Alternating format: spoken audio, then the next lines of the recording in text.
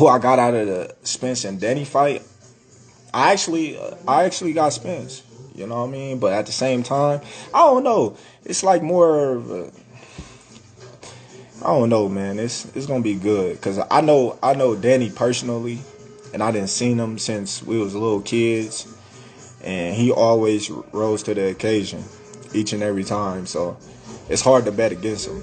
You know, that's why I say it's a 50-50 fight. It was a 40-60 in Spence's favor, but the more and more I think with my head and just think back to the Danny Garcia that I know, when he motivated and when he feel like his back against the wall and got something to prove, he always rose to the occasion.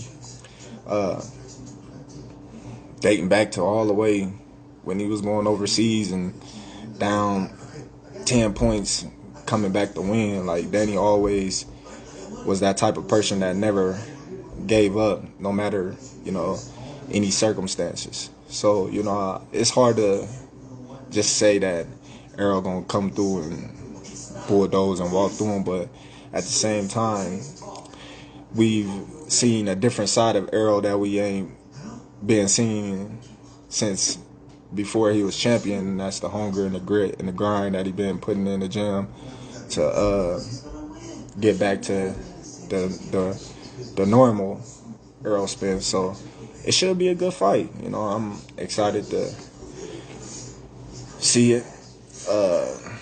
May both of them, you know, leave the ring healthy, and neither one of them get any serious injuries, and may the best man win. That's how I see it. And everybody talking about they always, you know, they real and they know boxing. Well, let's be real. If you know boxing, why should we consider Danny Garcia a top welterweight in the division? Can somebody tell me that? And that's my boy, you know what I mean? I ain't hating on him or nothing. I just want to hear, you know, from the people. You know, I just want to see what people will allude to. Can anybody tell me why Danny Garcia is the top welterweight in the division? Nobody yet?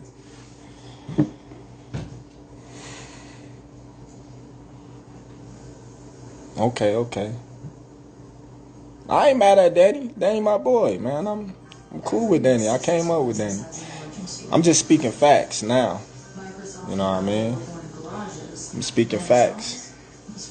Because everybody, you know, always slamming my record, coming at my throat, saying this and that. So I got to give it back sometimes. You know what I mean? Let's be real. Danny ain't beat nobody in the welterweight division.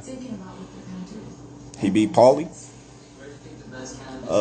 Robert Guerrero, and everybody beat them, if you ask me.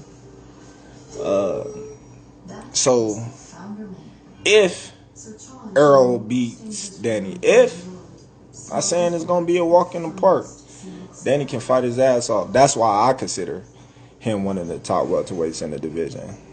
Not taking away his two close decision losses that he have. You know, I got him, you know, up there. But at the same time, if we going by what the media say, he's not a top welterweight. You know, he lost. He did his thing, but he lost. You know, just being honest, we keeping it real. You know, the two shots that he had, he lost. Now, given Terence Crawford case, you know what I mean? You can say what you want. I won the fights that I had to win, you know, against the guys that I had to win against.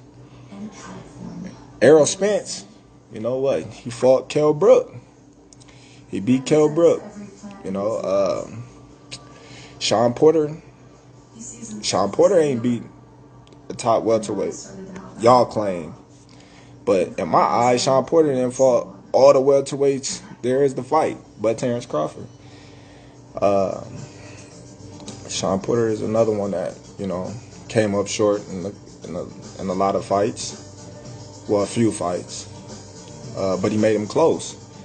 You know, Thurman, he fought quite a few welterweights in the division. But when we talking, you know, the number one guy in the division, you know, we got to be talking about Terence Crawford, man. Moving up, doing my thing. Willing to prove it, too. But this week going to be a tremendous fight, I'm telling y'all. You know what I mean? Danny ain't no pushover, and everybody excited to see how Errol going to come back. You know, we shall see this week. But let's not hate on my victories and stuff like that. You know what I mean? Every time I fight, everybody got something to say. Prior to the fight, everybody thought I was gonna lose. I had people, this the toughest fight of his career. Kell Brook is so big and strong, and he's gonna do this. I heard it all. And those same guys, after the fight, had the most excuses. Even the writers. The writers said this and said that after the fight, you know. He was washed up. Now he was washed up. Prior to the fight, the man told you out his own mouth, this is the best he's ever felt in his whole career. He left home, went to camp, no injuries. He wasn't coming off an eye injury like, you know, previous defeat. He was on a 3-fight winning streak. But I can't point out all these facts to certain casual fans because it just go over y'all head and y'all just believe what y'all want to believe, you know. Everybody say he old. Man, the man 34, I'm 33. What I mean, I'm old too. You know, everybody old in their eyes when a man lose. I don't get it, man. They just can't say I'm good, I'm great. It's not defeat, you're resisting change.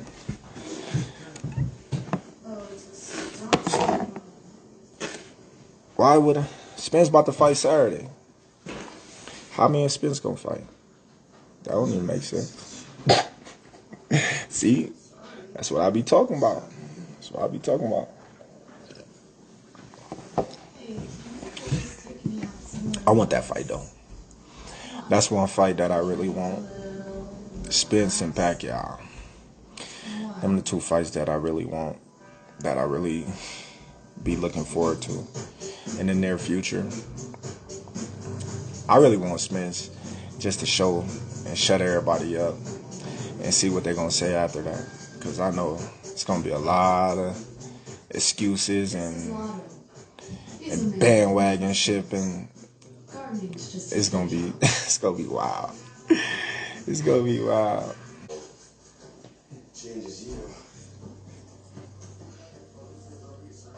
Who next?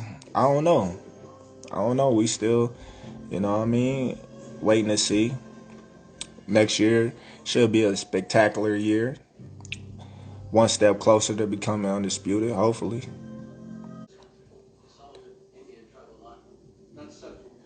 I like Spence too. I ain't got no problem with none of them, you know what I mean? Shit.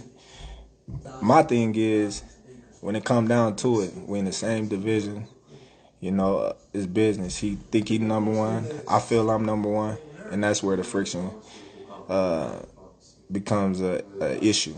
You know, somebody got to be number one. We both can't be claiming to be the best in the division if we ain't fought each other. So that's where I'll leave it at. I've been calling all of them out since I was at 140. You know, I come up to the 147 division and everybody say get a belt. I get a belt. Then everybody having excuses. Then the fans run with it. Oh, he's on the other side of the street. I have never heard that ever in my life until now. You never hear that with nobody else but Terence Crawford.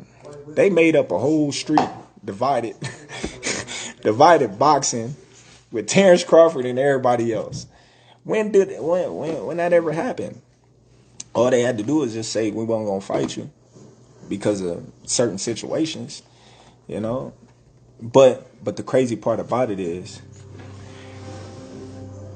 correct me if I'm wrong, and a lot of y'all gonna see this, and a lot of y'all was blogging about this and y'all was talking about this. Would nobody mention Terence Crawford's name until they start losing. That's when PBC and Al them and whoever they handlers, oh well, now y'all can go over there. But when people was champion, you ain't never heard them say, oh, let's unify with Terence Crawford, or let's fight Terence Crawford. It was Terence Crawford got to get a belt, or what Terence Crawford done in the welterweight division, or it was always something, or he's on the other side of the street, or Bob Arum. It was always something. But now, like I said before, I already fought 2 PBC guys. And I think Amir Khan was managed by Al Heyman or something of that nature. I don't want to say something that I don't know, but I think. But yeah, so if that's true, that's 3 fighters, right? But the top guys, when they was champions, when they had something to lose, it was no, don't say his name, no nothing. But now, you see things is changing. You see things is changing now. You know, you see Sean Porter say, oh, man, me and Bud can fight. Now you see Keith Thurman, oh, send a contract. Now you see who else? You starting to see a lot of young fighters coming up, but that's what they supposed to do. You know what I mean? They looking at the top guys in their division to get a title shot, and that's what we do it for. You know, you gotta call out the top guys when you coming up. That's how you get your name out there, and that's how you get your opportunity. So I don't knock none of them. But let's be real, man. Spence only really fought one guy, Kell Brook, and Kell Brook only fought one guy. You know what I mean? And that was Sean Porter.